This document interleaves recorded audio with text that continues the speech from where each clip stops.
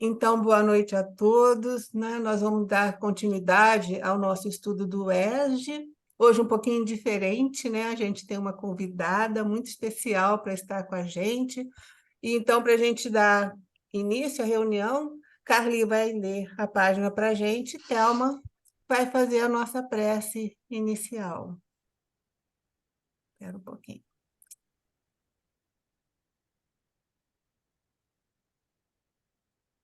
Ok?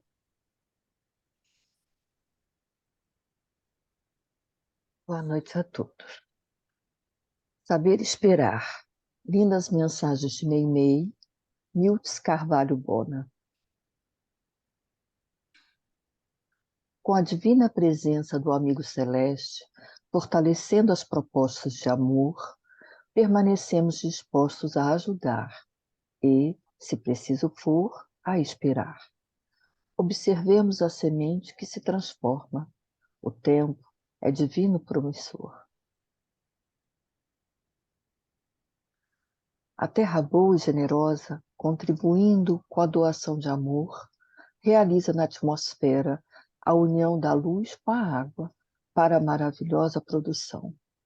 O oxigênio tudo transforma e a química que o une à semente chama-se amor.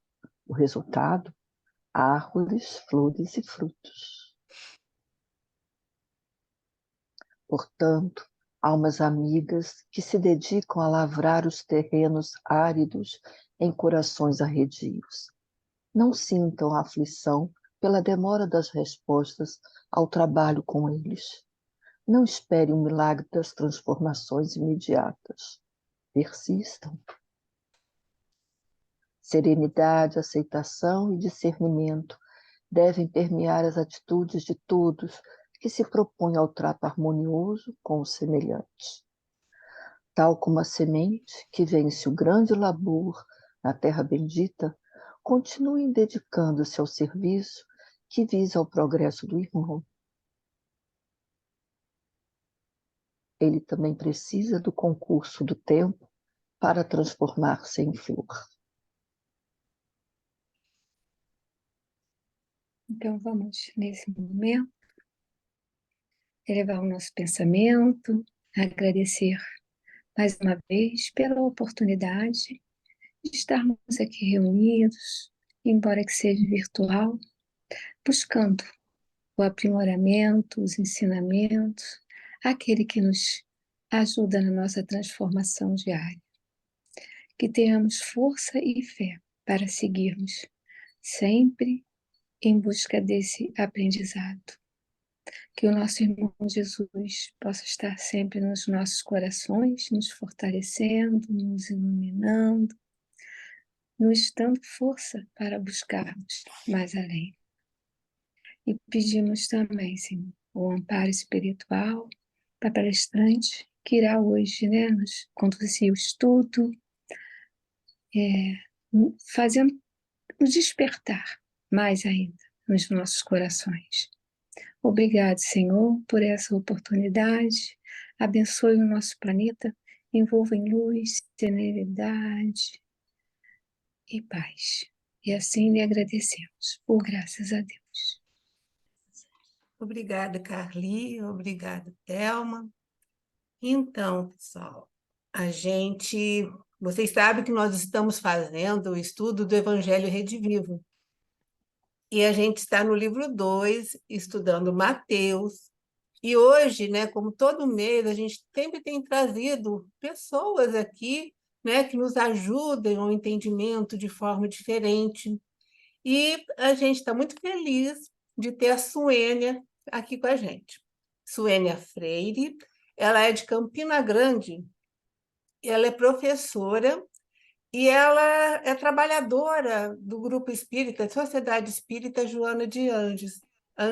Ela também colabora com o movimento espírita atual, e isso ela faz há mais de 30 anos.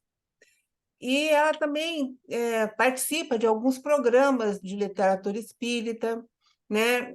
Prazer em Conhecer, pela TV Mansão do Caminho e pela TV 7. E eu já falei isso mais cedo, né? Que dia 20 de agosto Suênia vai estar na caravana doutrinária, ela e a Eugênia Canto, que também conhecemos, não é? E elas vão trazer para a gente alguns capítulos do livro Recordação da Mediunidade, de Ivone do Amaral Pereira. Nós estamos fazendo estudo da Ivone também às sextas-feiras, né? Então, a gente está muito feliz de receber você, Suênia, e o tema que ela escolheu é arbitrária proibição. É um texto de Amélia de Rodrigues, pelo Divaldo Franco, né? Psicografia de Divaldo. Então, Suênia, muito obrigada por estar aqui conosco, e a palavra é sua. Obrigada.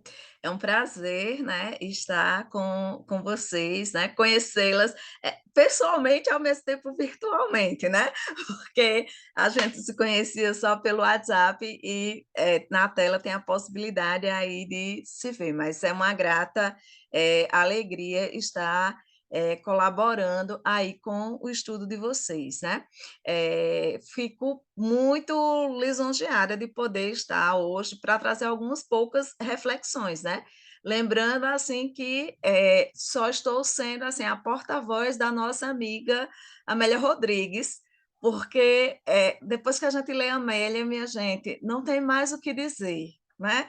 Eu estava relendo ali agora à tarde, pensando assim, meu Deus, não tem mais o que dizer. Assim, ela já disse tudo, ela já encantou com toda a sua paixão, né? Porque ela faz toda aquela descrição do cenário e nos envolve de uma forma, né, que nos faz sentir estar lá, vivenciando cada momento com o Cristo, né? Então eu não tenho essa capacidade, né? Então, na minha pequenez, assim, vou só ser o carteiro do carteiro nesse processo. Bom, mas enfim, nessa mensagem intitulada Arbitrária Proibição, né?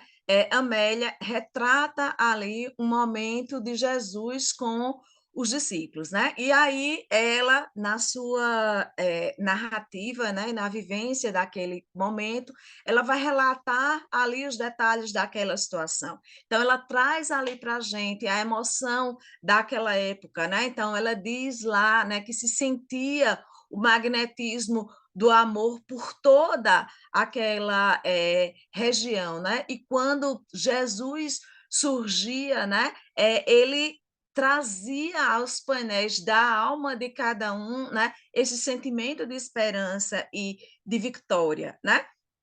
E que nunca mais, né, a gente experimentaria na Terra aquela dulcificante magia, né, como ela apresenta, mesmo apesar das primaveras perenes da emoção, né? O contato com Cristo e o seu andar pela terra naquela época trazia ali um magnetismo, um sentir de amor aí diferenciado. Mas ela vai nos dizer que, apesar de tudo isso, apesar de toda essa emoção, apesar de Jesus ser só amor, não era fácil, né, a empresa do reino dos céus, né? Então, ela vai trazer ali que, apesar de muitos se afeiçoarem à mensagem do Cristo, né, havia um desafio muito grande para aqueles que ali o conviviam com ele, em vencer as suas próprias dificuldades íntimas, as suas armadilhas, aos processos de ambição, ao egoísmo, aquilo que era comum ao tradicional daquela época, né? E aí ela traz isso bem nos colocando nessa posição, porque a gente se remete a esse processo. Então, o desafio que nós temos em conhecer a mensagem do Cristo, mas de vencer as nossas próprias imperfeições, porque o reino dos céus está em nós. em nossos corações. O reino do céu não é um lugar físico, não é um lugar palpável, né? E tal qual aqueles discípulos que ainda, alguns deles equivocados, esperavam esse momento, né, de Jesus tomar o poder, de que esse poder fosse político, de que esse poder fosse de gerência ali de Jerusalém, sem entender que esse reino era para dentro, né? Que Jesus nos falava de uma outra condição, nos falava de um outro poder, né? Nos falava dessa consciência reta, dessa paz de espírito que ninguém pode tomar, ninguém pode roubar. Então, muitas vezes nós nos colocamos nessa posição, né? De defender a nossa causa, de defender a nossa casa, né? De ser mais apegado aí e guardar, entrar nessas armadilhas aí do egoísmo. Então, a Amélia vai nos colocar que não eram muito diferentes de nós, apesar de já termos passado aí mais de 2000 anos,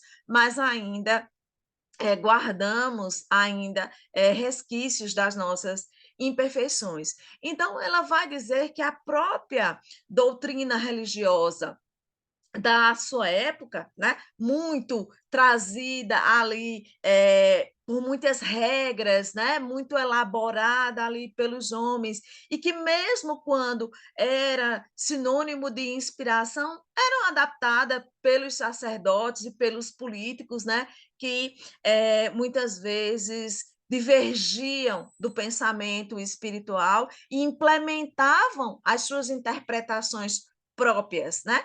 Como tal, algumas vezes nós o fazemos, né? Distorcendo aquilo que a espiritualidade coloca, seja por intuição, ou seja, a partir daquilo que os espíritos têm nos dito, né? Daquilo que os espíritos vão nos apresentando nesse processo. E aí ela vai dizer que Jesus diferenciava de tudo e de todos que por ali tinham passado, né? Que ninguém era igual a ele e ninguém podia, né?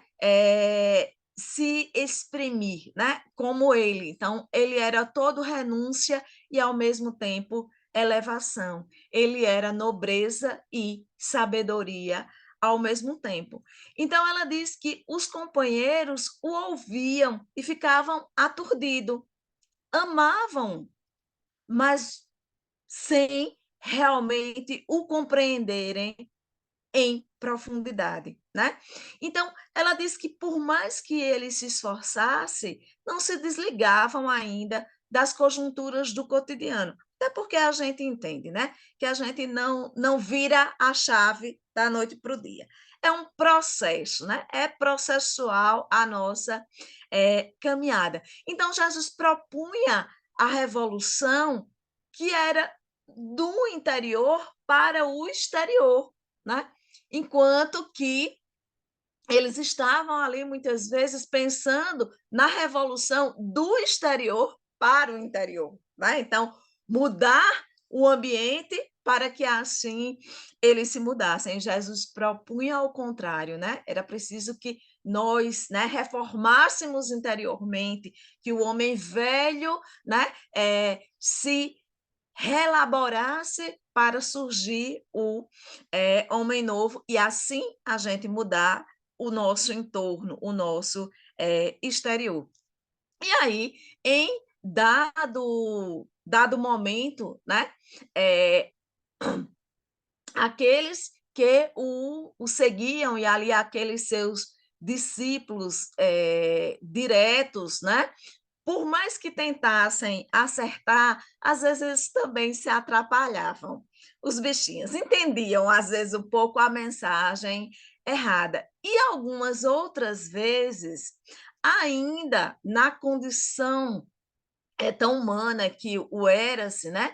Eles se sentiam-se vaidosos, honrados por ser amigos do Cristo, por conviver com Cristo, né? Então a gente lembra lá aquela mãe, né, que pede a Jesus para que um filho ocupe a sua direita e o outro ocupe a sua esquerda no reino dos céus, né? Então, e Jesus diz, né, aquele que quiser ser o maior, que seja o menor, né? Aquele que servirá a todos é aquele que será o maior aos olhos do Pai, né? Então, muito dessa condição, e às vezes a gente fica pensando, né? Eu relendo isso hoje, pensando assim, a gente quando vai aos eventos espíritas, né? Então, quantas vezes a gente não se pega nessa condição, né? Então, por a gente ter ali uma admiração por determinado palestrante, pela oratória de um ou pela oratória de outro, né? A gente acaba assim, se vai descendo de querer o autógrafo, de ser o amigo de fulano, de tirar a foto com o cicrano, quando na realidade o que vale é a palavra do Cristo, né? Porque nós outros somos só aí um mero instrumento de Deus e passível a erro como qualquer um outro, ou até mais do que o outro, né? Porque está ali sempre à frente dos holofotes. Então, Amélia vai dizer que eles nem sempre compreendiam a grandiosidade, né, do mestre, e muitas vezes, né, eles ainda agarrados aí aos ciúmes, mas um ciúme maquiado de zelo exacerbado. E quantas vezes a gente não faz isso, né? Não, não é ciúmes, é o cuidado, é o zelo na doutrina, na interpretação, como se só a gente tivesse certo, como se só a gente pudesse, né, ser a voz ali da razão, ou como só o credo que nós professássemos fosse o mais certo. E ela vai colocando isso. Por isso que eu digo que a Amélia, assim, nos transporta para lá, porque ela nos bota na condição assim daqueles discípulos ainda equivocados, né? Que escutam a mensagem do Cristo, mas que ainda demoram a entender em profundidade a sua essência, né? Então, por muitas vezes, as queixas injustificáveis, os ciúmes, as bagatelas ainda das paixões humanas. E aí, certo dia, eles iam um grupo de discípulos encontrar-se com Cristo em uma determinada região, e eles se deparam com um homem cercado pela multidão que curava enfermos em nome do mestre. E aí, esses discípulos dizem: não, este daí não é nenhum de nós. Ele não pode estar curando em nome do mestre. E aí, o que é que eles fazem? Repreendem aquele homem, né? Dispersam aquela multidão e acham ali que estão exitosos, né? Acham que aí assim a revolução se iniciou e eles são os primeiros a combater aqueles outros, né? E aí, narra Amélia Rodrigues em uma outra mensagem, porque ela vai se referir a essa situação em mais de uma mensagem, né? Então, ela se refere a essa situação também no livro Luz no Mundo, né? Na mensagem lá, Tolerância. Então, eles vão chegar ali a encontrar o Cristo e muito, se achando ali muito exitosos, né? João vai dizer ao Cristo o que aconteceu, né? Se depararam lá com aquele no caminho, se dizendo, curando em nome do mestre, e que eles o repreenderam, né? E que dispersaram ali a multidão e achando ali que se achando, como diriam os adolescentes hoje, né? E aí narra Amélia Rodrigues que Jesus, assim, muito caridoso, mas também muito assertivo, né? E no tom de reprimenda, né? Os indaga: tenho-vos ensinado o amor, demonstrando que somos todos irmãos, somos filhos de um único Pai. E, no entanto, vós tentais nos separar. né? Vós fizestes muito mal em proibi-lo. Se ele curava em meu nome, era porque estava com Deus. Porque se não estivesse, assim, o estaria fazendo mal. Ou seja, Jesus chama para a responsabilidade. A mensagem do Cristo é para todos. Não são só vocês, o grupo eleito. Não importa, né, se este era alguém que estava aqui entre um de vós ou se era qualquer um outro. Mas se estava fazendo o bem e estava fazendo em meu nome, não estava fazendo em nome próprio. Então, não deverias ter o repreendido, né? E aí, Amélia Rodrigues segue colocando o diálogo, né, na expressão do Cristo, né?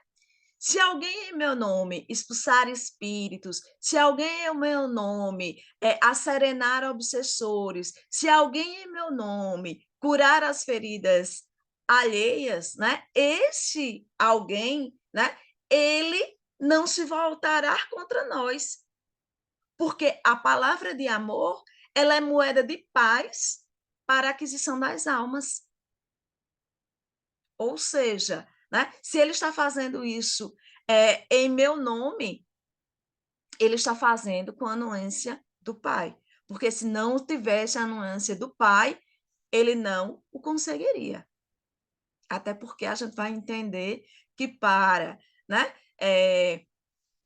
poder dialogar com obsessores, né, acalmar obsessores, curar, né, corpos e almas, precisa ter aí, né, já um quilhão moral nesse processo da caminhada. E que esse processo nunca é nosso, é sempre dádiva do Pai. Nós, algumas vezes, servimos de instrumento para isso, né? Porque, entendo o merecimento, o Pai nem aí precisaria de nós, mas de forma muito educativa nos permite isso, né? Então, ela vai colocando essas expressões, né? E eu vou trazendo para a gente na casa espírita, né? Então, não somos nós, aqueles que estamos na reunião mediúnica, o povo eleito, os únicos que podem ter acesso às comunicações dos espíritos. Mas como é que nós vamos conduzir esse processo? Né? Então, aí a gente tem toda uma reflexão sobre esse processo. E aí, Amélia Rodrigues segue. A intolerância, ela é enfermidade que nasce da presunção e deve ser combatida. A matriz da impiedade, que se converte em loucura e crime, necessita sofrer modificações. E aí, assim, como isso me toca? Né? Porque hoje, no mundo que a gente fala de diversidade, onde está a tolerância religiosa? Né? Porque pouco nos importa a denominação que cada um siga. Né? Se a pessoa é católica, se a pessoa é evangélica, se a pessoa é budista, se a pessoa é das culturas afrodescendentes, cada um tem o seu caminho para se encontrar com a divindade. E cada um tem o seu momento para esse encontro. Até porque nos lembremos que se somos espíritas, né, ali, os princípios da doutrina espírita está a comunicabilidade com os espíritos e a reencarnação. São um dos dois princípios assim que nós mais divulgamos da doutrina dos espíritos. Então, se somos reencarnacionistas, minha gente, já vivemos milhares de vidas e já professamos inúmeros credos. não somos espíritas, estamos espíritas neste momento. Porque neste momento, né, a doutrina dos espíritos é aquela que fala mais fundo aos nossos corações.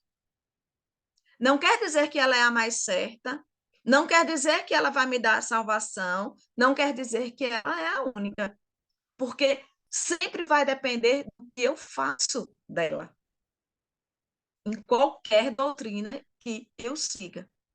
E aí lembramos o próprio mestre, que não deixou religião nenhuma, porque ele não fundou partido político, ele não fundou igreja nenhuma, mas ele veio trazer o quê? O amor, a misericórdia, o entendimento.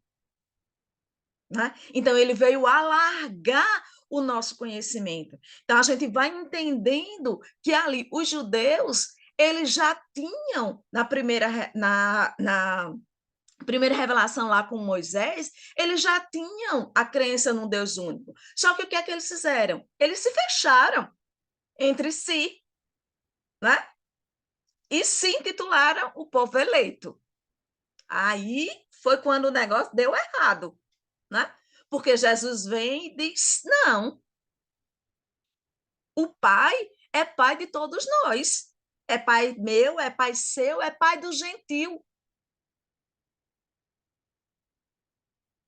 Não tem essa distinção. Então, ele vem trazer aí um novo propósito, que é um propósito que nos convida à tolerância, né? E não a esse processo de intolerância. Então, a Amélia Rodrigues segue dizendo aí que o filho do homem, né, ele não pertence a ninguém, né? E tudo é dedicado aí ao Pai. E aí, ela vai dizendo que Jesus segue na sua explanação com os discípulos, né? Dizendo que o servidor do evangelho ele deve fiscalizar com sincera acuidade as suas nascentes íntimas. E aí, assim, é onde ele nos pega, minha gente, porque Jesus vai dizer assim: onde é que estão as nascentes íntimas? No coração de cada um. Então, como é que nós estamos, né, trabalhando o nosso egoísmo, o nosso orgulho, a nossa inveja, o nosso ciúme? Então, em vez de a gente estar ademoestando o outro, ou reprimindo o outro, nós precisamos estar cuidando do nosso campo íntimo, né? E aí ele vai continuar dizendo que o inimigo, né, de fora, eles só conseguem atingir o homem, alcançar o homem até o limite da carne.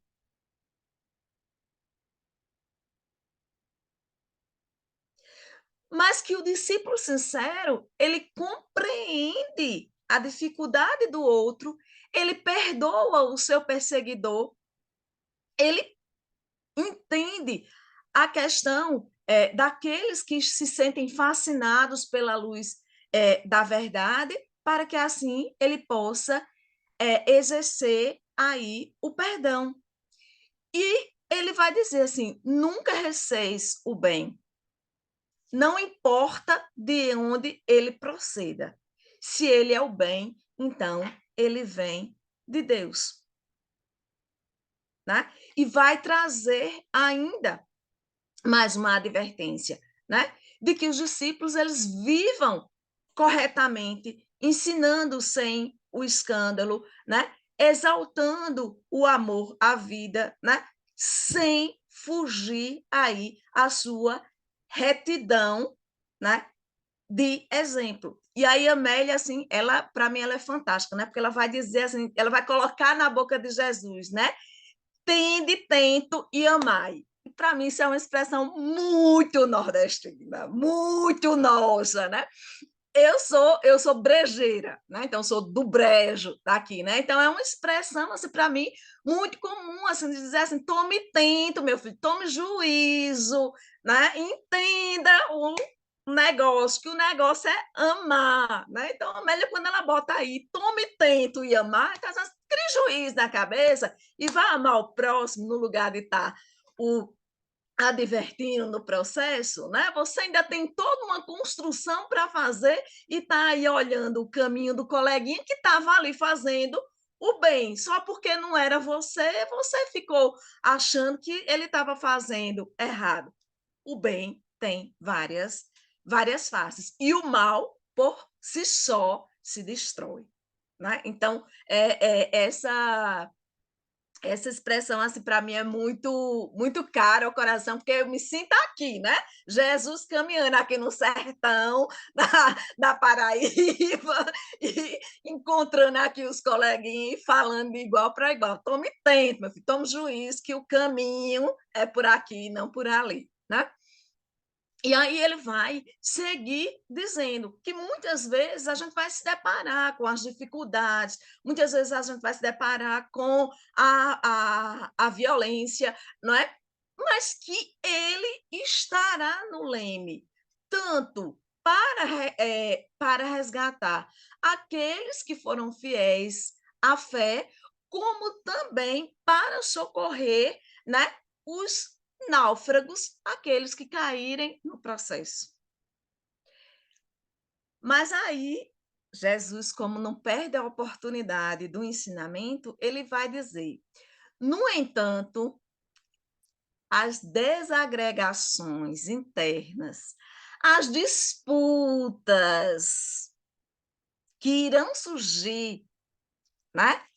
Em detrimento uns dos outros, as lutas pelas heranças, né? As intrigas sutis, essas serão extremamente mais danosas do que as agressões que o mundo possa causar. Meu Deus do céu! Como Jesus disse isso há 2000 e poucos anos? Eu acho que ele disse ontem, né? Porque dentro das nossas próprias casas, o desafio que a gente tem para poder contemporaneizar, para poder gerenciar o processo, né? Quantas vezes a gente não se pega na invigilância, né?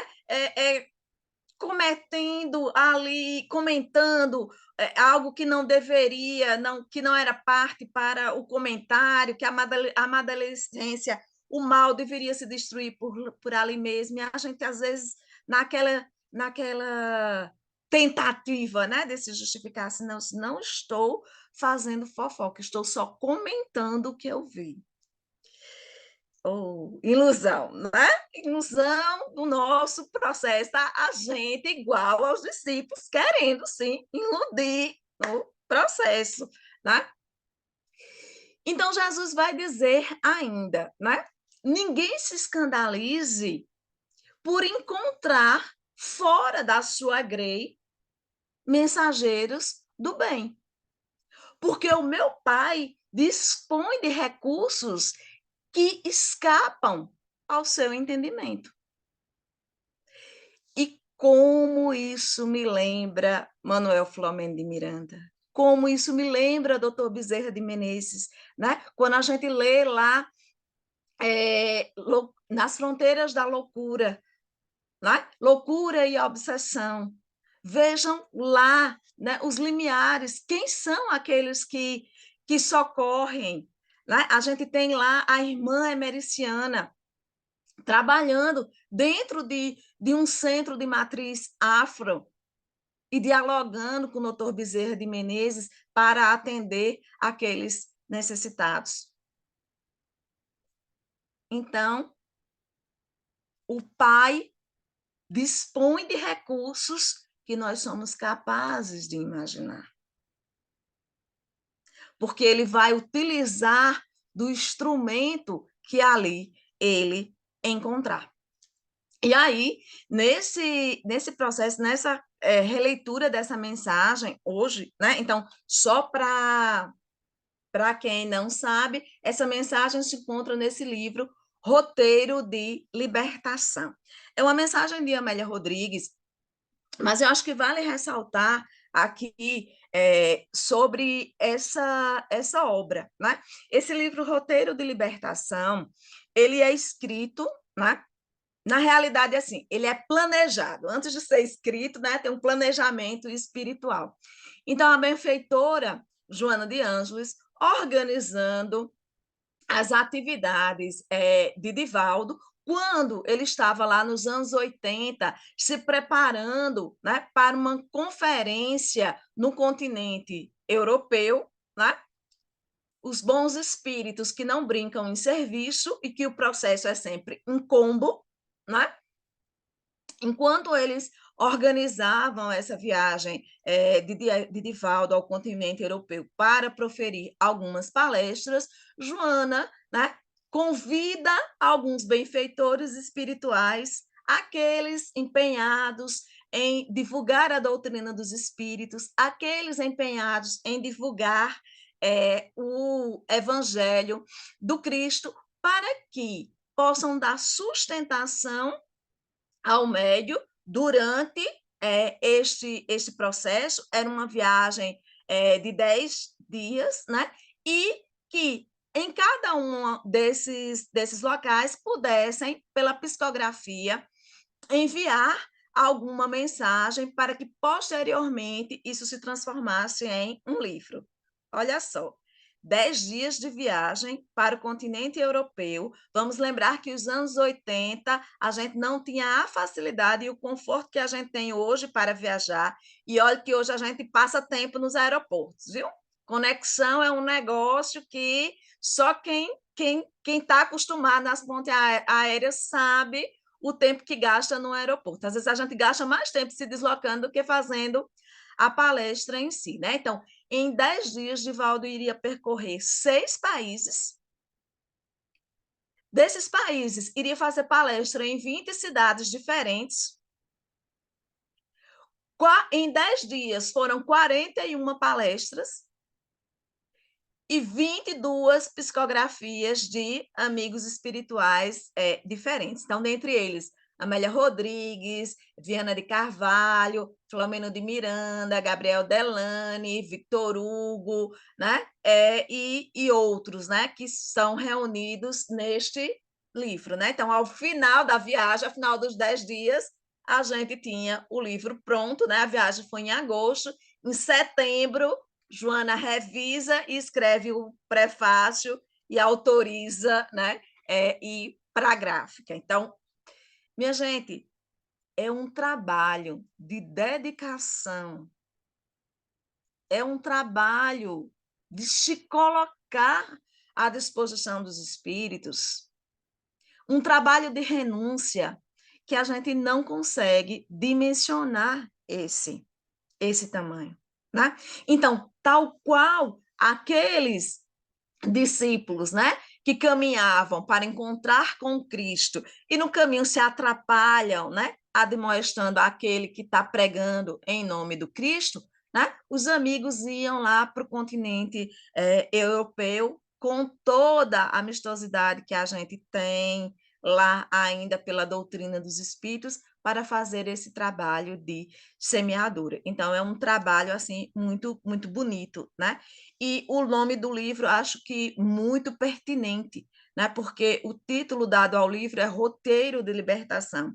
E quando a gente lê esse livro, a gente percebe o encaminhamento das mensagens, até chegar a essa de Amélia Rodrigues, né? Que traz para nós como grande essência o exemplo da tolerância, né? Como sendo o grande viés da nossa caridade, da nossa solidariedade, né? Então ele começa lá o livro com uma primeira mensagem que é de Antônio Freire, que fala sobre os mecanismos de evolução que se reporta ao processo de reencarnação, né? Então depois a gente vai ter mensagens de Joana até chegar a essa de Amélia. Mas também me lembrando aqui, eu vou passar um pouquinho da hora, né? Porque hoje, relendo isso, né? mexeu nas minhas lembranças, né? Mexeu nas minhas lembranças. Relendo esse processo, eu me lembrei muito de Paulo e Estevão, né? Especificamente, lembrei-me da obra Paulo e Estevão, mais especificamente de Paulo, né? Então, eu cheguei na doutrina espírita na minha juventude.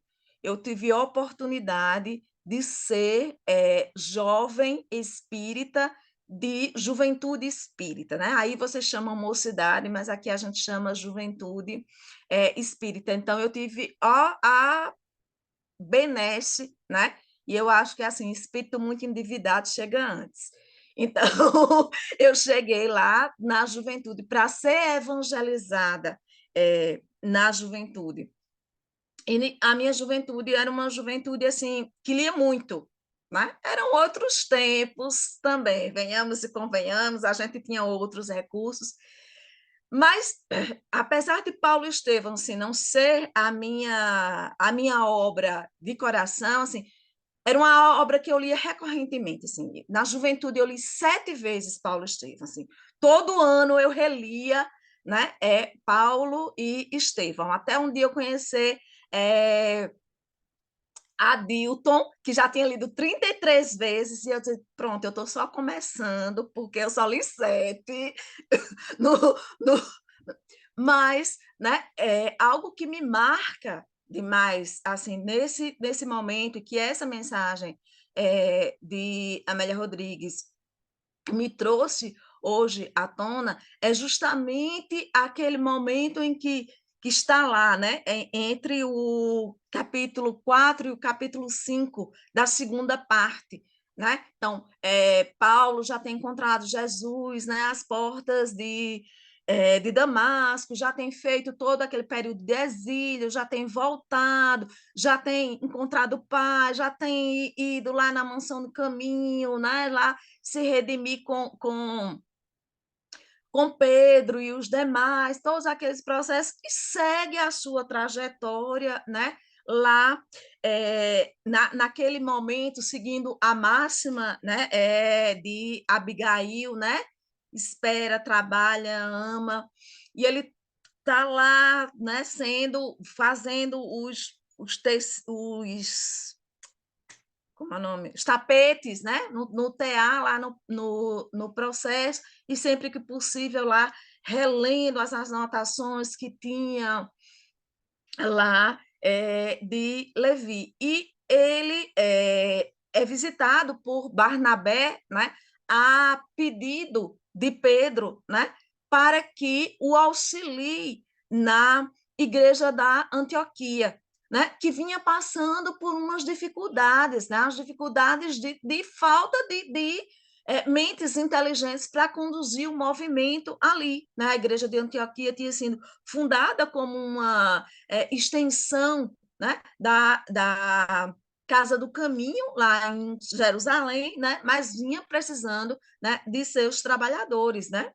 E Barnabé, ao ser designado por Pedro para ir para lá, recebe de Pedro a recomendação que busque Paulo para esse trabalho. Né? E é quando Paulo começa, ali ainda como Saulo, né? É quando ele começa a organizar ali aquele pensamento, e é o recomeço dele no processo.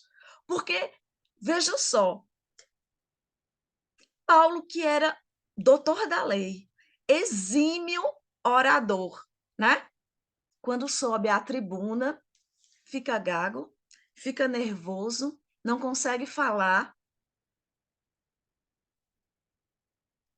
e ele vai recomeçar.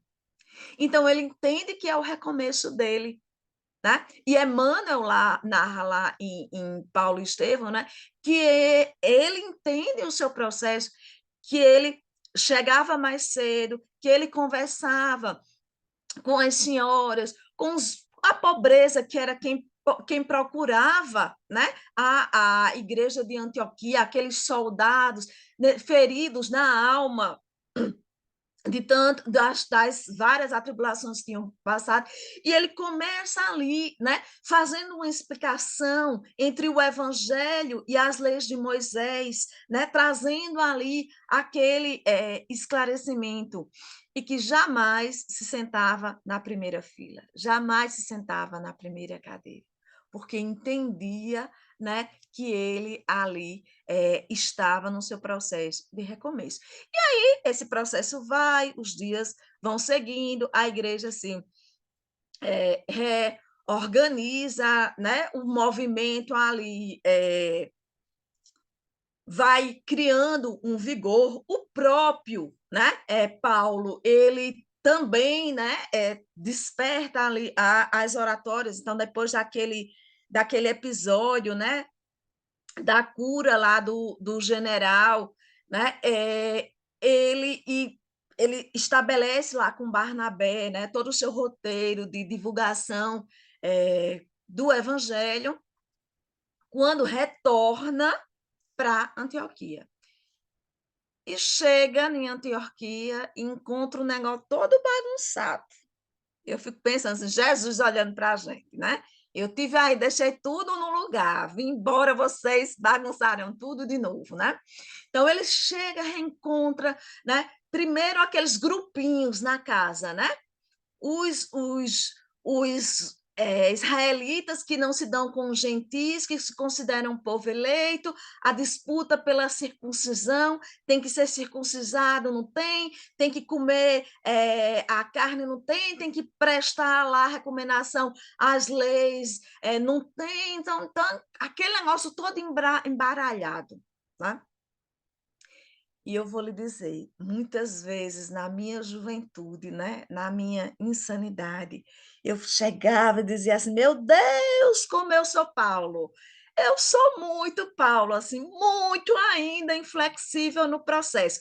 A culpa é de Pedro, né?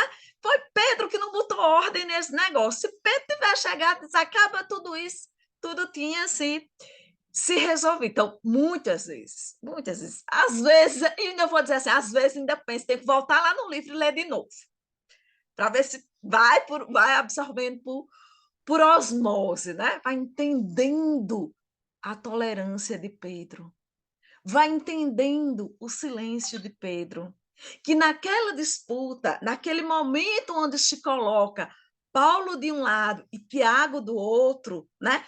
Paulo querendo zelar pela essência do cristianismo nascente, mas Tiago também, na sua imperfeição, entendendo que o movimento não conseguiria florescer se não cedesse a determinados procedimentos, está lá no meio a figura de Pedro, conciliando as duas partes.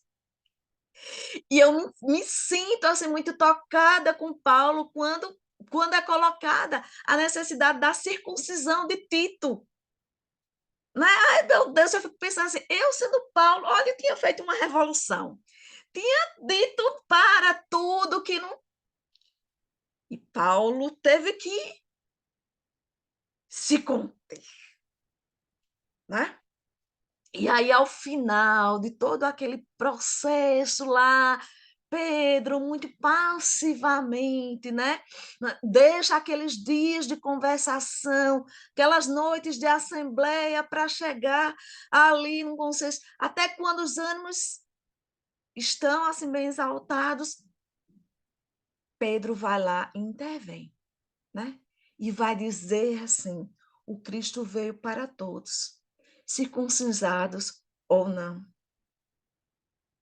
Ele não teve um povo eleito, ele atendeu prostitutas, pedintes, cegos, aleijados, atendeu senhoras da nobreza, romeus, fariseus, atendeu a todos. Então, nós não podemos impor a nossa verdade, o nosso princípio a ninguém.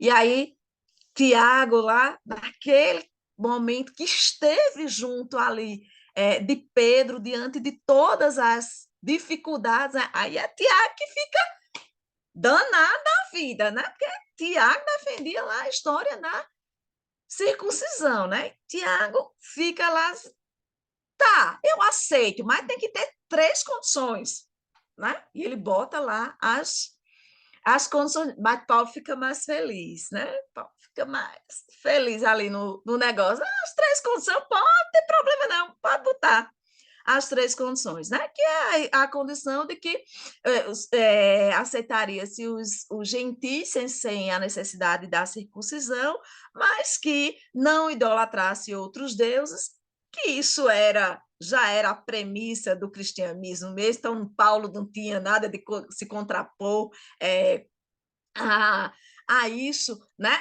A questão lá de não comer carnes de bichos enforcados, né? Paulo, isso é besteira, o povo tem nem dinheiro para comprar carne, que dirá que tipo vai ter o que não fizer mal, né? É o que vai. Então ele se sente feliz, mas entende a condição ali que Pedro se encontrava, entende, né, a condição do que eles passavam na perseguição em Jerusalém.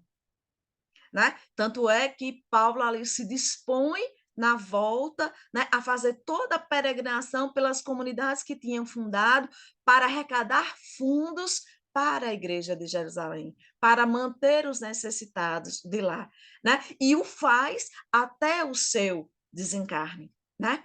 Mas também, né, a gente vê a transformação dessas almas, porque se eu tenho Paulo ali inflexível naquele processo, no seu processo da pureza doutrinária, e eu tenho Tiago ali, né, no zelo pela sobrevivência, pela existência do movimento, a gente tem também nessa obra o belíssimo encontro dos dois, quando Tiago vai ao encontro de Paulo, quando Paulo vai ser, quando ele está se dirigindo ali para ser morto em Roma, né? E diga-se de passagem, né? Que condenação, porque ele passa 3 anos pregando para poder chegar lá em Roma e a pessoa sabendo que vai, né? Vai morrer, né? Mas faz todo o seu trabalho e não jamais, né? Recrudesce do processo, entendendo e se colocando como ali o primeiro carrasco do cristianismo, porque ele assume isso para si e assume de público o seu equívoco, mas com a mesma força que ele equivocado defendia as leis mosaicas, ele passa a defender a Jesus e a entender que não há contradição entre as duas, que na realidade elas se completam e que a dificuldade está na interpretação que a gente faz. Então, a gente vai ver aí essa mesma colocação, né? Se a gente pegar a obra toda, Paulo e Estevão, Amélia Rodrigues, ela resume nessa mensagem, né? Porque ela traz aí a importância da tolerância, ela traz a importância de enxergar o bem muito mais além.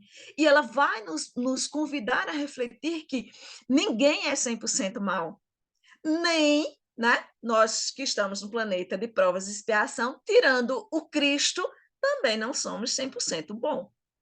Né? A gente ainda carrega aí as nossas imperfeições. Então, é algo que, para mim, fala muito para nós que somos espíritas, e aí nós estamos falando num grupo de estudo espíritas, então não estamos falando aí para aqueles que não têm conhecimento ainda da doutrina, a gente se identifica e identifica as nossas dificuldades, né? As nossas dificuldades pessoais, as nossas dificuldades no movimento espírita, a nossa dificuldade para entender o outro ou para lidar com o outro. Às vezes, a dificuldade do outro, né, em ter um zelo doutrinário, assim, e aí, assim, nessa mensagem, Amélia Rodrigues nos convida a refletir, assim, Isso é, de fato, um zelo doutrinário ou isso é um ciúme camuflado de zelo doutrinário? Né? Então, ela nos convida a essas reflexões, né? Até que ponto eu posso flexibilizar, e aí assim ela traz, a gente pega aí a figura de Pedro, né? Que vai ali aguardar passivamente no seu silêncio, né? Interpretando os dois lados, entendendo que os dois lados estão vendo a sua reflexão para aquele momento, né? E entendendo que não existe aí verdades absolutas. E aí, assim, uma coisa que eu gosto muito de apresentar para os meus alunos, quando a gente está trabalhando essa questão de mediação, né? É quando a gente trabalha a questão da perspectiva do outro. Então, vejamos só, a gente tem aqui, né? É o número 6 ou é o número 9? Depende do ponto de vista de cada um. Depende de onde você esteja olhando. Então, eu não posso dizer que a verdade de um é errada e a verdade de outro é a mais certa. Depende de onde ele está olhando. Às vezes eu estou olhando daqui. Então, essa é a verdade para mim. E eu preciso entender que o outro está vivendo aquele momento. Que naquele momento, aquilo é a verdade para ele. A reencarnação não existe. Os espíritos não existem. Não tem problema. Se você acredita que não existe, siga lá no seu credo. Não é porque você acredita nisso que eles vão deixar de existir. Ele vai continuar acontecendo.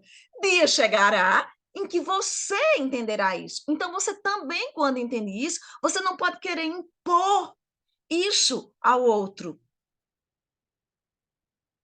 Porque é preciso entender o momento do outro. Né? Às vezes, nós não temos ouvidos de ouvir. Quantos de nós estivemos lá, contemporâneos, vivendo com Cristo, e não o ouvimos? Quantos? Se nós pegarmos lá a literatura de Leon Tolstói, Ressurreição e Vida, se eu não me engano, é o primeiro ou é o segundo conto de Leon Tolstói. Ele, num primeiro momento, quando ele escreve o livro Ressurreição e Vida, é um livro para ele, assim, pessoal de um resgate intelectual, digamos assim, né? Tolstói, ele narra que quando ele se depara no mundo espiritual, ele percebe quantas pessoas cometeram suicídio após ler Ana Catarina. Né? Obra escrita por ele enquanto é encarnado. Então, quantos jovens desavisados, em busca daquele amor impossível, utilizaram aquilo como exemplo? E no mundo espiritual, ele se compadece muito disso e ele se culpa, né? por esse processo. Então, ele mesmo diz que passa a buscar isso. E no mundo espiritual, quando ele tem ali a opção de resgate, ele encontra ali com Zaqueu, né? E ele narra que ele fica assim, sem crer, né? Que está ali diante daquele, né? E ele narra que ele chega em um espaço e há pequenos grupos e uma pregação e eles vai se aproximando assim, né? Sem entender muito o que está acontecendo, ainda sem muita clareza do que está se passando no mundo espiritual, que não tinha a clareza que a gente tem hoje da doutrina dos espíritos. E, posteriormente, para iniciar esse livro, ele traz aí, né, a história de Zaqueu, né? Então, ele vai contar aí uma lacuna que a gente não tinha conhecimento, mas que Dona Ivone do Amaral Pereira confirma esse processo, né?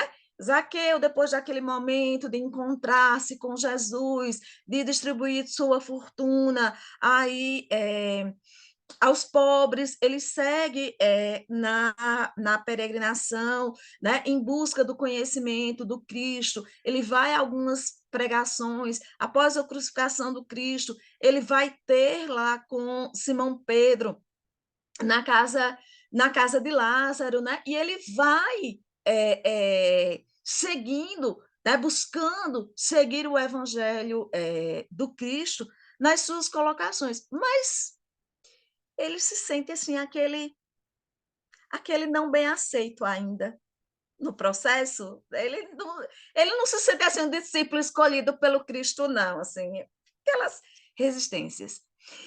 E aí, em um momento que Zaqueu tem com Paulo, que ele tem a sua virada de chave, que ele começa a pregação e que ele, né, também aconselhado por Paulo, assume uma das comunidades cristãs que estavam em formação. E a gente vem depois a saber que Zaqueu nada mais é do que a reencarnação do Dr. Bezerra, né? A minha gente, se Dr. Bezerra, para mim, está ali no suprassumo do processo, né? Então eu acho que lá no tempo de Jesus eu ainda estava assim, jogando a pedra. Eu acho que jogando a pedra ainda era pouco, porque jogando a pedra quer dizer que tinha escutado a mensagem, né? Entendido não tinha, mas tinha escutado a mensagem. Eu fico pensando assim, acho que eu era o átomo ainda nesse processo de entendimento e de tolerância. Né? Porque, veja, tudo que foi preciso aqueles cristãos passarem, e depois, assim, todas as articulações, as fusões que nós tivemos, tanto com as políticas, como com as religiões, com o poder, né? Que muitas vezes desnortearam a mensagem de Cristo em suas várias versões, e, sobretudo, trazendo uma imposição muito grande da intolerância religiosa. Né?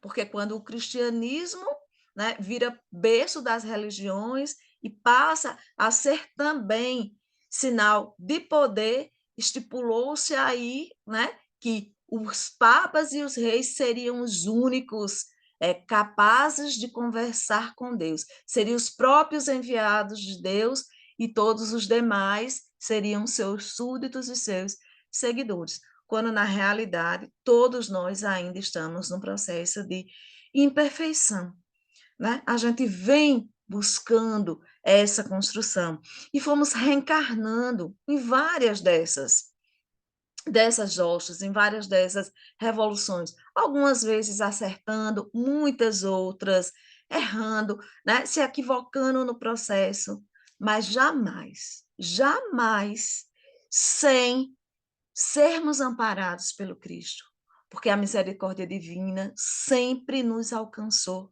antes. E aí, como diz a benfeitora Joana de Ângeles, o socorro chega antes do que nós sejamos capazes de imaginar. Então, quando passamos por uma situação desafiadora, muitas vezes, depois que passamos, que vamos analisar, talvez na hora nós não sejamos capazes de perceber, mas quando vamos analisar, vemos assim, poderia ter sido muito pior, infinitamente pior. Então o socorro chegou antes, né? Ninguém está à deriva nesse processo, porque Jesus está no leme e ele é, né, o nosso leme, né? E a nossa grande bússola é o evangelho. Então, Amélia, quando traz para mim essas páginas, são o próprio evangelho aí redivivo. E a gente pode encontrar essa passagem, além desse livro, Roteiro de Libertação, a gente vai encontrar essa passagem no livro Luz no Mundo, com o título de Legado da Tolerância, né? ela vai se referir a essa passagem, mas ela vai trazer aí mais esclarecimentos sobre essa situação, e a gente vai encontrar no Evangelho de Marcos, né? Então, lá no Evangelho de Marcos, versículo 9, se não me engano, aliás, item 9, versículos, se eu não me engano, de 38 a 49, uma coisa assim. Mas aí vocês procuram, se vocês já tiverem estudado Marcos, vão estar lembrados. Se não tiverem estudado, quando chegarem em Marcos, vão lembrar aí dessa passagem, porque o evangelista retrata esse momento, né? Essa advertência aí que não deveria ter ocorrido, né? Então, como a Amélia Rodrigues bem coloca, né? Essa proibição arbitrária, né? No processo, né? Diferente lá daquela outra proibição de Moisés, né? Porque aí lembremos que na proibição de Moisés a gente não tem a proibição da comunicabilidade dos espíritos, a gente tem a proibição do excesso, né? Moisés trazia ali muitas vezes leis civis para ordenar ali aquele povo, né? Então, creio que passei um pouquinho só da minha hora, eu falo um pouquinho demais, né? Mas, como diz minha amiga Sandra Borba, a gente é nordestino, então tem que estar ali no pé do relógio. Passei um pouquinho, mas aí temos o nosso tempo ainda para as colocações, temos o nosso tempo para os questionamentos, e lembremos, assim, somos todos companheiros do Cristo, e não tem ninguém mais sabido do que ninguém aqui. Então, estamos todos no mesmo barco, estamos todos sobre a égide do Cristo, né? Então, Suênia, fiquem à você vontade. não falou demais, não, foi maravilhoso. E olha só, não é porque você é aí do Nordeste, porque tem muita gente aqui do Sudeste, tudo que fala muito, né? Geórgia, Ana Paula não está aqui, vai dar uma de briga, viu, pessoal? Não, não, Mas eu gente? gostei da desculpa da Sandra Borba, gostei. Então eu vou usar a desculpa dela também. Eu não sou nordestina, mas eu sou filha de nordestino. Aí, Tá explicado, minha filha. Tá tá explicado no já. DNA. Já me livrei do título que eu ganhei aqui, viu, Suênia? Eu, Ana Paula, que não Porque tá aqui, assim, minha gente, você chega na casa de um nordestino, aí tem um cafezinho, uma tapioca, uma conversadinha, aí acaba a tapioca, aí vem um bolinho, aí tem um outro assunto, aí tem mais um cafezinho, aí pronto. Pronto. Suênia, vê se você concorda comigo. Não é que tem um cafezinho, a mesa nunca é tirada. Na casa da minha avó era assim. A Nunca mesa é tirada. nunca é tirada. Nunca é Mudava tirada. só as refeições, mas a mesa nunca era tirada. Só ficava, né? Chegava um povo, sentava e ia embora. Não é verdade? Cêlia, Gente, oi. Fala, Alvin. eu sou neto de nordestino. Tá Aí, vendo? Álvaro, muito Viu bem, quantos Álvaro. estão Por isso que aparecendo? quando ele começa a falar, a gente já corta, né, Alvin? Oi, pessoal. Vocês não têm um questionamento, alguma pergunta, algum para se expor para a Suênia? Quem gostaria de fazer algumas ponderações? Eu Assim, gostaria. a Márcia, Jorge também. até Não, a Márcia que pode falar, porque assim, eu, na verdade, quero me desculpar, porque eu cheguei um pouco atrasada, que eu fui levar minha filha para fazer revisão da cirurgia que ela fez a semana passada. Aí só consegui chegar aquela hora que eu entrei, né? Nem falei nada para não ver se estava falando. Mas eu cheguei justamente no ponto em que você falava que não existe a religião, porque Cristo não tinha religião, né? Que existem são crenças e que cada um de nós está num momento. E até como a gente, né, é muito interessante a maneira como você fala, eu não sou espírita, eu estou espírita nesta encarnação, né? Isso é muito interessante. E não desmerecendo, porque a questão é, se aquela religião contempla a fé do outro, que ele siga, então, com amor, que ele siga fazendo bem, que ele siga se dedicando. E quem somos nós para dizer, como você bem falou, que é o espiritismo certo ou que é A, B ou C. Entendeu? Eu cheguei exatamente nesse trecho que você falava isso, e isso, assim, eu fiquei muito feliz ouvindo isso. Porque a gente, às vezes, né, para poder a gente se lembrar de que a gente está aqui no nosso caminho, mas que o caminho do outro também é válido, também tem que ser respeitado, né? Muito Muitas interessante. vezes, assim, eu vou lhe dizer, aqui a gente, no atendimento, o atendimento fraterno, assim, ele tem uma demanda muito grande, né? As dores da alma em todo lugar, elas são enormes, mas nós temos uma demanda muito grande no atendimento fraterno de não espíritas, né? Pessoas que estão passando processo obsessivo, pessoas que estão passando por N dificuldades e tudo mais, e às vezes, né, as pessoas elas acham assim, ela alcançou, como dizem alguns, alcançou a graça, né? Resolveu o problema dela e não sei o quê. Aí eu tenho que ser espírita? Não, você não tem que ser espírita. Você achou esse esclarecimento aqui, você achou esse entendimento aqui. Você continua se você quiser. Se você achar que esse entendimento, neste momento, é o que consola o seu coração, então, vamos para o grupo de estudo, vamos, né, conhecer, se engajar nos trabalhos da casa. Mas, se não, siga na sua religião. Né? É porque você foi católico, mas você é católico, mas você não pode negar que tem um processo obsessivo em casa, ou tem um parente com processo obsessivo. Aí você vai procurar o centro espírita. Eu tenho que ficar. Não, siga lá na sua. Se engaje na sua igreja, participe dos Isso, grupos de trabalho. O exatamente. Deus é um Um só. só. Né? No Perfeito. momento que você entender que você precisa de algo mais do que aquilo, você vai buscar, independente se seja no espiritismo ou se seja em uma outra religião, Religião. né? Porque o que nos une é a comunhão geral e não um título, né, de ser espírita ou não ser. Tem muitos E católicos, muitos só para protestantes, complementar, estão muito exatamente o que você está mais. falando, assim, as igrejas evangélicas, quantas delas fazem esses processos, né, de desobsessão? É o É, que isso? Né? exatamente. Exatamente.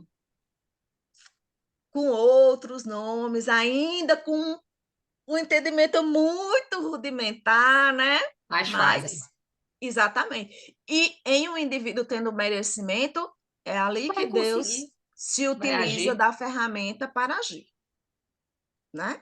Não Ótimo. tem que lembrar disso. Muito obrigada. Márcia, você ia fazer alguma pergunta? Sobre a passagem que você mencionou, né, que o homem que estava curando e que os apóstolos chegaram e o repreenderam, né? E você usou uma frase que eu gostaria até de que você me dissesse se é da Amélia, né? O ciúme maquiado de zelo. Porque isso é muito a nossa cara, não é de É da filho, Amélia. é dela, né? De Está filho. aqui. Ai, tá Luz dando de do mundo. fome. Tá. Porque é muito nosso, característica de espíritos inferiores que os somos, né? Muita característica nossa que por numa maquiagem de zelo, de fidelidade, seja lá doutrinária ou o que quer que a Às gente vezes dê até de inconsciente, nome, né? até É, inconsciente. A gente, né, utiliza de mecanismos, né, ainda pela nossa pequenez, né, Suene? Eu penso que sim. é.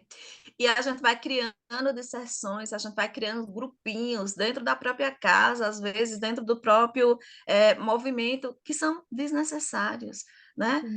É porque fulano está certo, Beltrano está certo. Meu Deus, a doutrina é dos espíritos, não é nossa, né? O erro de interpretação é de cada um de nós, mas também cada um de nós está preparado para seguir aquilo que o alcança. Então, eu Sim. tenho que ser tolerante. Então, quando eu me coloco ali no lugar de Paulo, é porque, sobretudo na juventude, assim, eu sou muito impulsiva, então eu tenho que me controlar mais, assim. Aí, minha gente, eu não sei se vocês conhecem Denise Lino? Não. Não? Ah, tá. Paciência em pessoa. Aí eu sou extremamente impulsiva, amiga de Denise, que é assim, aquela a mulher ali da diplomacia no processo. Acho que até por isso que a gente se dá tão bem. Mas acho que também na minha juventude, no impulso, né? Hoje mais madura, né? Eu já paro mais, já reflito mais, mas na minha juventude eu sempre era muito impulsiva. Não, isso não está certo. Eu revidava ali na hora, assim, a dificuldade de entender a necessidade do silêncio, né? Não é porque você está dizendo uma verdade que ela precisa ser dita por você, né? Então é por isso que eu voltei e continuo voltando tanto a esse capítulo, né, de Paulo Estevão, porque é algo que me toca muito, assim, Paulo encontrando Jesus às portas de Damasco, eu acho que qualquer um vai ao choro. Isso é, isso é.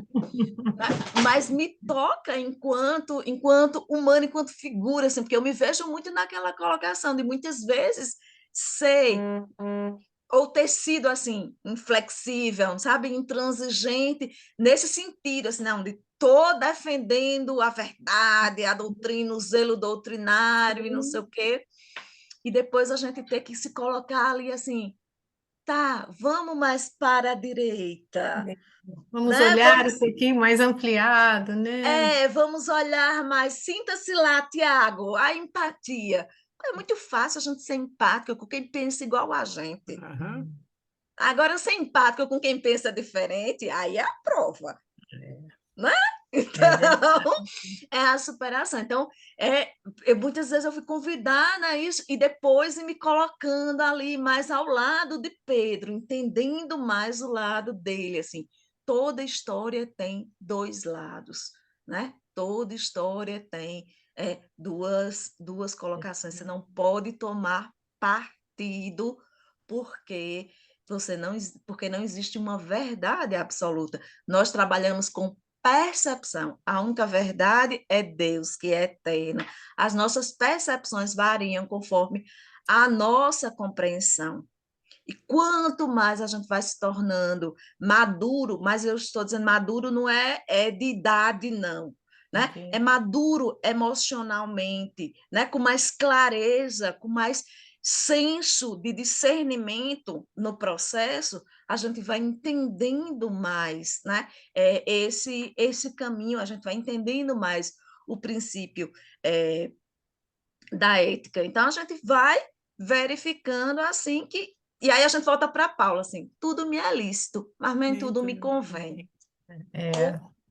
E o que eu acho muito interessante, Suênia, com essa abertura que a pandemia acabou nos dando, é porque a gente tem trazido gente de norte a sul, às vezes até de fora, e eles vão mostrando essas características, essas percepções, e vão nos ajudando a entender. Porque muitas vezes a sua percepção é diferente do outro, né? São percepções. E isso ajuda a nossa maturidade, né? Porque você tem uma gama de coisa para refletir, né? Uma gama É, de. Então, e eu acho isso muito. Isso está sendo incrível para a gente, porque a gente mora em Angra dos Reis, a gente tem muita dificuldade de sair. E com isso, né, a gente abriu muito os nossos horizontes, trazendo pessoas que pensam, né, que refletem, que então isso é muito bom, né? A gente vai adquirindo mais maturidade, mais conhecimento, né, discernimento. Isso é muito bom para a gente. é. Diz... Nesse processo, acho que a gente ainda tem uns minutinhos, né? Uhum. só mais um pouquinho. É, a gente lá no nosso departamento de assistência social, assim, é uma dificuldade muito grande, porque no departamento de assistência social, você não lida, né, com as pessoas que só têm um conhecimento espírita, né? Você lida também com aqueles assistidos da comunidade que vão pela necessidade mesmo, vão pela carência mesmo, né? Às vezes estão nem aí para a palestra, para o evangelho, para o pasto, para a água frutificada, é só para pegar a feira mesmo, assim. E às vezes a gente tinha uma dificuldade com os colegas trabalhadores, porque assim, ai, mas fulano tá pegando, tá vindo aqui no sábado, pegando a feira aqui, quando é no domingo, Está Ah, indo sim. lá na igreja católica, aí na terça vai na evangélica, aí não sei o quê, não sei o quê. Minha gente, vamos parar e entender a necessidade de cada um.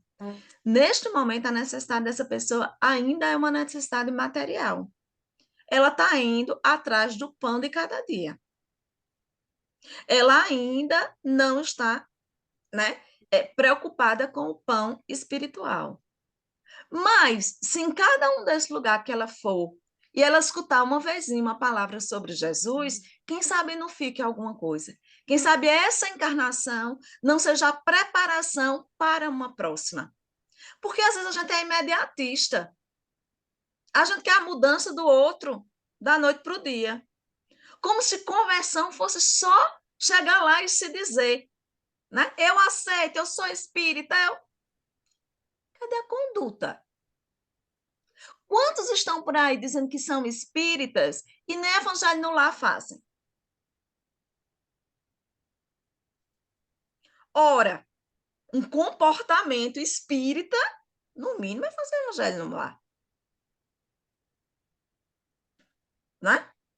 Não é só ir na palestra pública para o povo ver que eu estou lá. Porque senão eu estou reproduzindo aquele outro comportamento que eu ia lá só cumprir a tabela da semana. Então, a gente tem que entender, assim, se Jesus espera por nós esse tempo todo, e entende que nós estamos ainda catando os milhinhos, juntando os pedacinhos, né? A gente também tem que entender isso outro. Nós tivemos uma lição, assim, nesse sentido, muito viva no nosso grupo. Assim, em determinado momento do nosso grupo, nós estávamos com uma formação de trabalhadores e uma das colegas trabalhadoras, no o trabalho dela, o trabalho do ganha-pão da vida dela, ela trabalhava num laboratório químico, né? E durante um tempo nós tivemos uma criança na evangelização, dava muito trabalho, né? É uma família socialmente carente, com muitas dificuldades, né? O menino ia na evangelização ali com a avó, quando ele ficou maior, independente, deixou de ir, né? Porque podia escolher. E aí, um dado dia, ela estava lá no trabalho e esse jovem foi trazido, contido ali pela polícia, precisava fazer um exame lá, né? E ele lá muito alterado também, muito envolvido pelas entorpecentes, né? Lá, aquele negócio, aquela agonia segura. Nananana. E quando ele se depara com ela, ele disse: "Se eu conheço a senhora." E ela, né? Oh, nem evangelizadora era ela, trabalhadora da casa. Aí ele disse: "Eu conheço a senhora. A senhora não é lá de Kardec?" Olha só, o que ficou não foi um centro espírita, não foi Jesus, não foi a eternidade, foi Kardec. Aí ela disse: sou lá de Kardec. Ele disse: "Pois peça ao povo lá para rezar por mim, porque eu estou precisando de muita prece, viu?"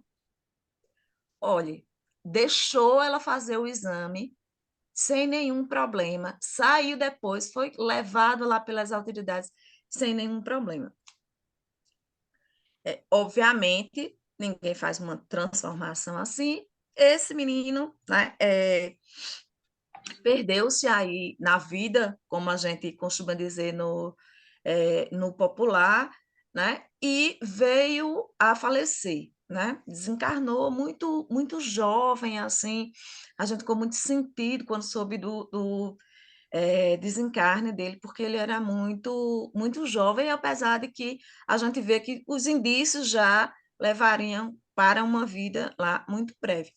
E passou-se, esquecemos lá da figura. Certo dia, estávamos nós na reunião mediúnica e esse jovem é trazido. né? Trazido, contido pelos benfeitores espirituais, sobre muito choro, e de repente ele se percebe na ambiência da casa. E ele se recorda da evangelização. Ele se recorda que lá esteve. Ele se recorda que foi lá que ele ouviu falar de Kardec. Né? Então, veja, o que ficou foi uma palavra, porque se você perguntar a ele quem foi Kardec, certamente ele não sabe, né? Mas aquele ficou como um sinônimo de que era algo bom, que era algo consolador para ele. A doutrina é dos espíritos, mas de todos os espíritos ele só captou Kardec. Né? E diante de toda a sua dor, já no mundo dos espíritos, já no mundo espiritual, era essa palavra que lhe servia como lenitivo. Então, minha gente, quem somos nós, né, para estabelecer, né, o que é a verdade para cada um? Não somos nada, não somos ninguém, estamos aqui para aprender, né, e cada vez mais nos melhorarmos. Ah, Suélia, pois é, a gente teve um caso bem parecido com esse seu, de um garoto que evangelizou e a gente não sabia o que tinha acontecido com ele, a gente só soube depois, na mediúnica, realmente, que ele vem e conta, e ele lembrava da evangelização, ele recordou de algumas pessoas que estavam ali, que eram evangelizadoras também, sabe? Foi muito interessante, muito emocionante, assim, né? Você ver isso. Ah lá, a Thelma falou que estava lembrando disso. Eu tinha certeza, Thelma, que você ia lembrar. Foi que todo mundo Pois ficou muito emocionada, porque a gente não sabia. Porque o centro, a gente passou uma época muito difícil no centro, porque foi uma zona de tráfico muito pesado. Então, foi muito complicado, né? Hoje está bem mais tranquilo, mas foi uma coisa que as pessoas nem queriam ir mais, porque estava muito difícil, né? Então, a gente passou um problema, né? A gente já teve, inclusive, o comecinho, a gente era um fumódromo bem em cima do centro espírita, a gente não tinha o teto ainda, e ele subiu as A grades laje. e ia fumar lá em cima, sabe? A gente já Na dava de laje. cara, às vezes, com alguns deles descendo. Mas graças a É. Deus que hoje, e alguns deles realmente conseguiram, pelo menos conhecer Kardec, conhecer alguma coisa, nós conseguimos. É. Gente, É. infelizmente a nossa hora Miriam, está esgotada. Oi. uma frase, Suene, que ficou aqui do estudo, hein? Tome tento, minha gente. Tome tempo. Jamais, né? Tome tempo. Tento. É verdade. Gostei. Isso eu não posso esquecer. Isso é Não para mim. conhecia, não, tome tempo. Então, Tome tempo. tome Crie tempo. juízo. Minha avó Então, dizia gente. demais isso. Pra gente também, né? Assim, Para mim, isso. pra Eu gente, estou ouvindo a tome Suênia falando tempo. para mim. Tome tento. Tempo. Amai. Então, Suélia, para a gente ficar um pouquinho mais com você nesses últimos minutos, você faria a oração, a prece para encerrar esse momento? Faço sim, faço sim. Obrigada. Então, que possamos elevar o nosso pensamento ao mais alto, buscando assim a sintonia dos benfeitores espirituais, nos sentindo assim envolvidos em suas vibrações de paz, de fraternidade, que possamos juntos, em sintonia de pensamento, rogar ao Pai maior da vida. Pai amado, aqui nos colocamos, Senhor, como pequenos instrumentos para que possamos promover a nossa evolução, mas também a deste planeta que nos deste para cuidar.